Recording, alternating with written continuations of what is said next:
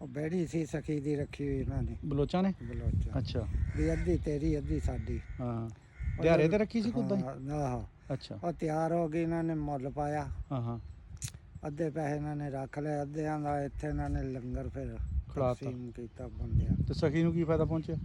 ਸਖੀ ਨੂੰ ਪਹੁੰਚ ਗਿਆ ਉੱਥੇ ਉਹਦਾ ਜਿਹੜਾ ਹਿੱਸਾ ਦਾ ਲੰਗਰ ਦਾ ਉਹ ਨਹੀਂ ਪਹੁੰਚ ਗਿਆ। ਲੰਗਰ ਦਾ ਜਦੋਂ ਖਾਈ ਇੱਥੇ ਲਿਆ ਕਾਲਿਆ, ਉੱਥੇ ਵੀ ਖਾਂਦੇ ਹੀ ਆ ਉੱਥੇ ਹੀ ਕਰਦੇ ਆ। ਖਾਈ ਇੱਥੇ ਲਿਆ ਤੇ ਸਖੀ ਦਾ ਤਾਂ ਨਾਂ ਹੀ ਚੱਲਿਆ ਵੇ।